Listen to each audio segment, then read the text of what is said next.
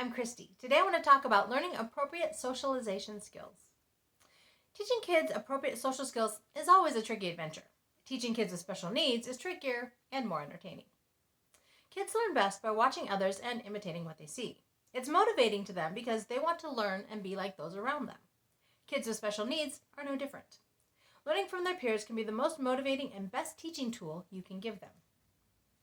For example, if a child sees another kid instructed to say please when asking for something, they learn to ask for something with a please.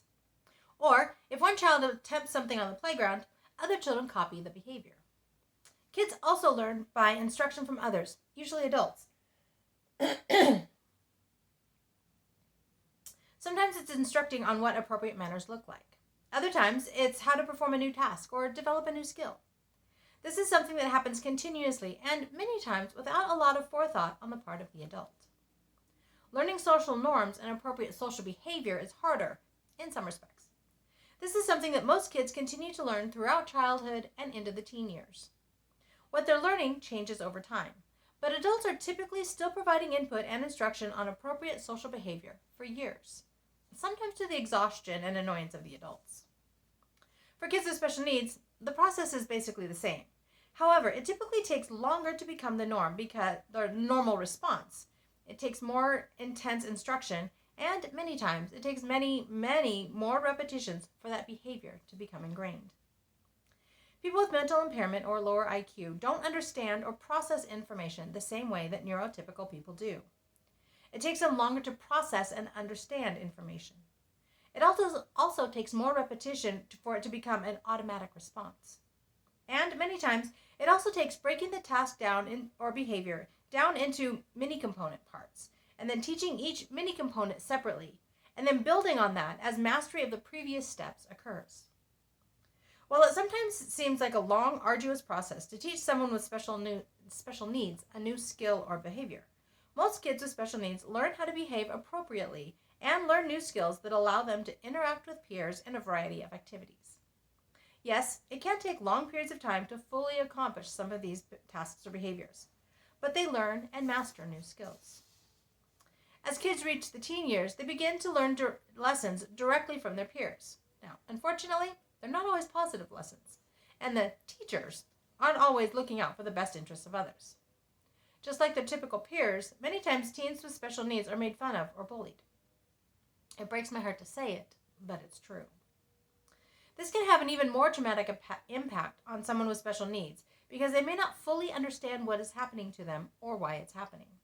If they're lucky, they won't realize that it's supposed to be a negative thing. But more times than not, they understand that it's bad, just not why or how to handle it. Kids with special needs are more easily intimidated and often don't know how to explain what happened to them, so they're less likely to tell others that something bad happened.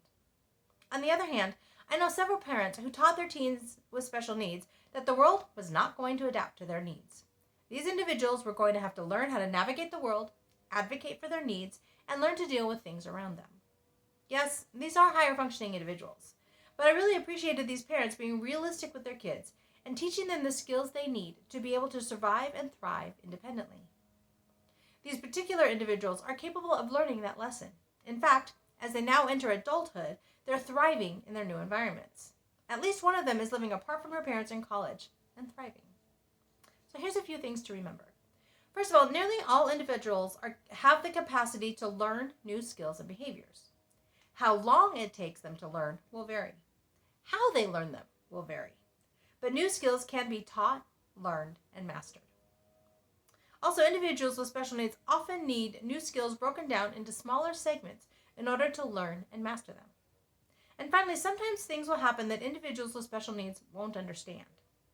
In many of these cases, simplifying the explanation will help them understand at least part of the situation.